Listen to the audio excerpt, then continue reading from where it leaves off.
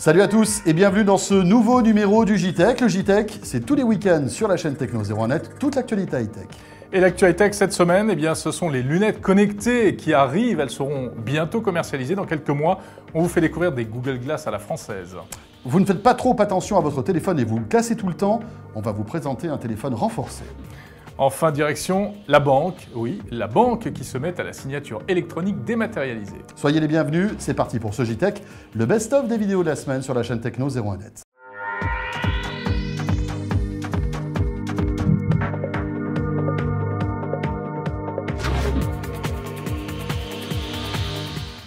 Le JTech avec OrangeInnovation.tv, la web TV qui simplifie la vie numérique. On parle beaucoup des Google Glass en ce moment, qui ne sont pas des glaces qu'on déguste, dont on choisit le parfum. Hein. Ce sont des lunettes, bien évidemment. Ce sont ces lunettes avec une caméra pour filmer, prendre des photos. C'est avec mon côté gourmand qui parle de Google Glass. Oui, ça ne m'étonne pas de toi. Voilà. Et puis des lunettes qui permettent aussi d'avoir l'affichage de ses mails, d'un tracé GPS, etc., juste sous les yeux. Et donc, eh bien, il n'y a pas que Google. Non, il y a pas mal d'acteurs importants dans le domaine de la high-tech se préparent pour sortir éventuellement des lunettes connectées. Mais il y a aussi des Français, Jérôme, qui sont dans ce domaine. Voilà, et vous allez pouvoir découvrir en avant-première sur la chaîne Techno les Google Glass à la française, en quelque sorte. C'est un projet encore pour l'instant. Ça s'appelle Aura et c'est une société basée à Rennes qui s'appelle Optinvente. Nous les avons essayés. Ça va être plus grand que Google Glass au niveau de l'écran, de la taille de l'écran. On aura une superficie de l'écran 3 fois plus grand, qui va nous permettre de faire beaucoup plus de choses que Google Glass, premièrement. Deuxièmement, on aura 2 positions, donc 2 modes d'utilisation. Un mode qu'on va appeler réalité augmentée, ça veut dire que les informations sont directement dans le champ de vision. Et un mode qu'on appelle tableau de bord. On va baisser l'afficheur et on aura comme un tableau de bord des informations en bas. Est-ce qu'on pourra également prendre des photos et filmer en vidéo? Bien sûr, on aura une caméra qui va équiper ces lunettes. Donc on peut l'utiliser pour effectivement prendre des photos, de la vidéo, mais encore, on va aller au-delà de ça. La caméra va servir pour des applications de réalité augmentée. Quelle application vous envisagez pour cet équipement? Alors, c'est une plateforme, donc on n'envisage pas une application, mais une multitude. On pourra envisager de la GPS piéton, du GPS piéton, sport, des applications sportives.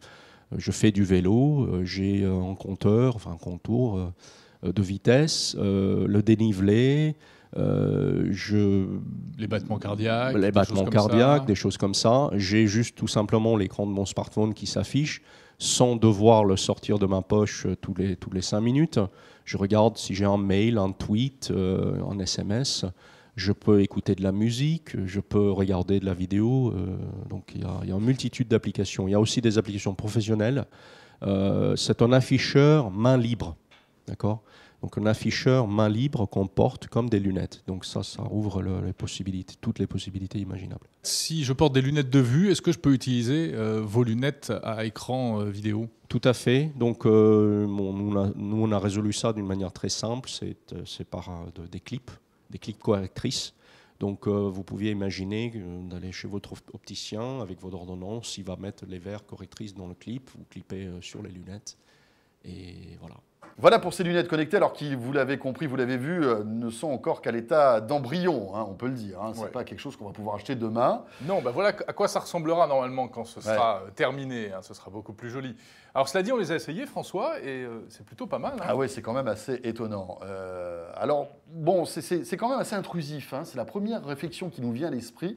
C'est assez intrusif. Moi, je me vois mal aujourd'hui, alors peut-être parce que je n'ai pas l'habitude, mais vivre avec cet écran tout le temps dans le regard. Voilà, en fait. D'où l'intérêt d'avoir une deuxième position pour avoir l'affichage plutôt vers le bas, comme nous l'a expliqué le représentant d'Optinvente. En tout cas, la définition d'image est très bonne. Oui. Et là où il y a un petit exercice à faire, c'est qu'en du coup, on est en permanence obligé d'accommoder entre la vue lointaine à travers les lunettes. Oui, c'est-à-dire que l'œil fait l'autofocus tout le temps. Voilà, c'est ça. Voilà. Mais bon, c'est intéressant. Et on va voir un petit peu, on va suivre un petit peu comment dirais-je, le parcours de cette start-up Ouais. française. Hein, qui Alors se il y en a lance une dans ce autre, domaine. elle n'est pas la seule. Une autre société française qui s'appelle Laster, regardez, prépare également un projet de lunettes communicantes avec un écran vidéo, un retour son, etc. Donc en fait, on voit que c'est vraiment une nouvelle famille de produits qui va voir le jour. Voilà, tout le monde parle des Google Glass. Eh bien, il n'y a pas que ça. Et peut-être avez-vous découvert donc ces lunettes françaises grâce à la chaîne Techno 01. Juste encore un mot, François, il faut dire que ce qui fera la différence également, eh bien, ce seront les applications. Hein. sûr. Il va falloir des applications performantes, utiles, etc. Le hardware ne suffit pas, comme d'habitude. Les constructeurs, et pas forcément les plus connus, se mettent à sortir des smartphones qui sont durcis, qui résistent à l'eau, qui résistent au choc, qui résistent à la poussière, à la terre. La chaîne Techno 01net et le 01 Lab en a testé un, Jérôme. Oui, c'est le smartphone de Caterpillar. Alors, c'est vrai que Caterpillar, c'est du solide, hein. Ah oui. Ce sont les engins de chantier. Ah, moi, j'adorerais piloter un tracteur Caterpillar. Non, sérieux? Ah ouais, vraiment. Ah bon. Tiens, si vous êtes Ah oui. conducteur d'engins de Moi, chantier, si moi, vous voulez je veux faire bien. plaisir au jeune homme, Je veux invitez-le. bien. Bon, sur là, le tracteur. on se focalise quand même sur, non pas le tracteur, mais sur le téléphone, le smartphone Caterpillar, qui résiste à peu près à tout. Alors, est-il à la hauteur, ce smartphone Caterpillar? Réponse avec Bruno Cormier du 01 Lab. Premier point fort, l'appareil est tout terrain, donc il est étanche, à condition évidemment de refermer ses caches qui protègent sa prise casque et sa prise USB.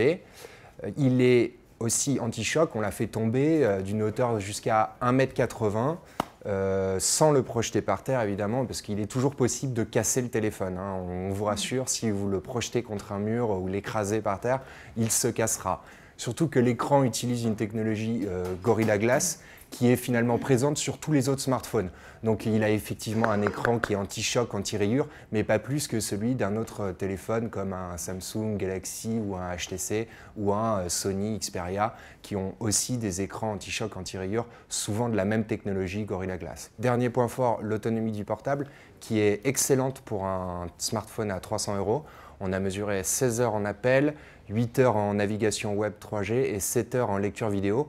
Donc ce sont des excellents résultats pour un smartphone de cette catégorie. Le téléphone assure l'essentiel au niveau qualité, difficile de lui reprocher quelque chose pour son prix. Cela dit, il a deux faiblesses. La première, c'est au niveau de la mémoire vive, il n'a que 512 mégas de mémoire vive.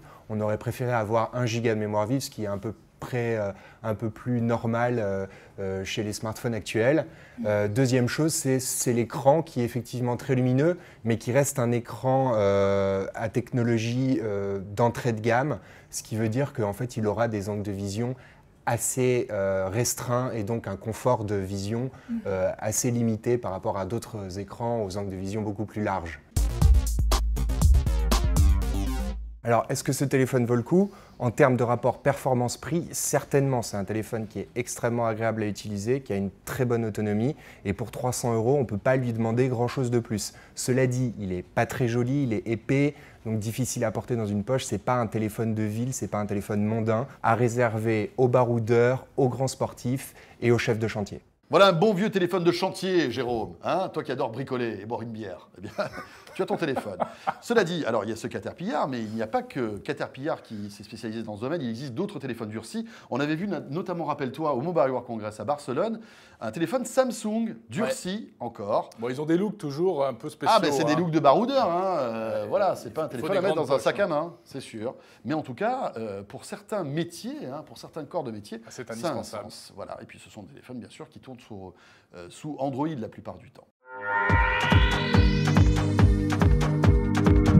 Tiens, on va parler aujourd'hui de signature électronique dans le monde de la banque, Jérôme. Ça change, vous allez voir qu'on peut gagner beaucoup de temps au guichet et en plus, ça arrange bien les affaires des banquiers aussi. Et donc, pour ouvrir un livret de caisse d'épargne, plus besoin de stylo, une vraie révolution. Voilà, vous avez donc une tablette tactile, vous lisez tout ce que vous voulez concernant les modalités de Ça ce n'a livret de pas caisse changé. d'épargne, c'est un peu long, et puis à la fin, eh bien, vous signez directement sur la tablette numérique, et ça y est, vous avez signé électroniquement. Voilà, alors la signature électronique, c'est à la fois le fait de ne plus utiliser stylo et d'avoir une signature dématérialisée. Et ne plus utiliser de papier. Bien sûr, Ouais. et il faut aussi que tout cela soit juridiquement valable. Bon, alors, la question qu'on peut se poser, quel est l'avantage pour nous, consommateurs, clients des banques, mais aussi surtout pour les banquiers? Explication. Vous utiliserez la signature électronique à partir du moment où vous accepterez de signer électroniquement. Le choix reste aux mains du client.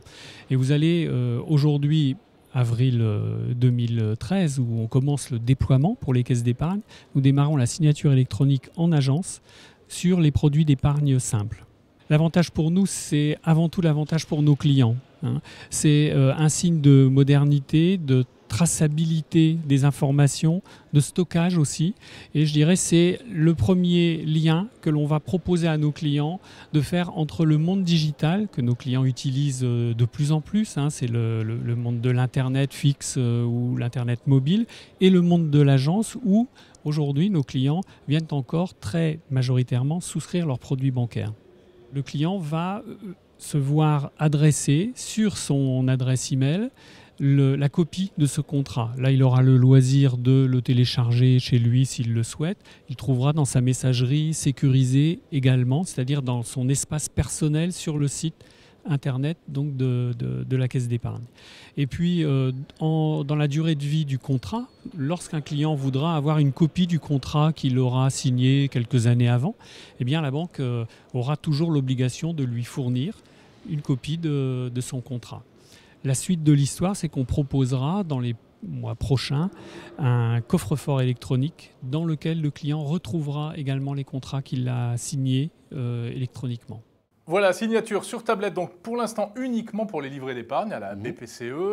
Il y a aussi d'autres types de produits bancaires qu'on peut avoir de manière, alors là cette fois de code secret, qui est aussi une forme de signature électronique. Bien sûr. Et évidemment, on peut penser que ce système va de toute façon se développer de plus en plus. Voilà, c'est la fin de ce JTech. Retrouvez l'intégralité de ces vidéos sur la chaîne techno.tv et sur 01net.com. Vous habitez Lyon ou Troyes? Eh bien, regardez-nous sur la TNT, sur TLM ou sur Canal 32. Nous sommes aussi sur Orange Innovation TV, sur YouTube et sur Dailymotion. Et les applis mobiles Windows Phone, Android, iOS. On se retrouve très vite, bien sûr, à lundi sur la chaîne Techno 01net. Portez-vous bien. Salut à tous.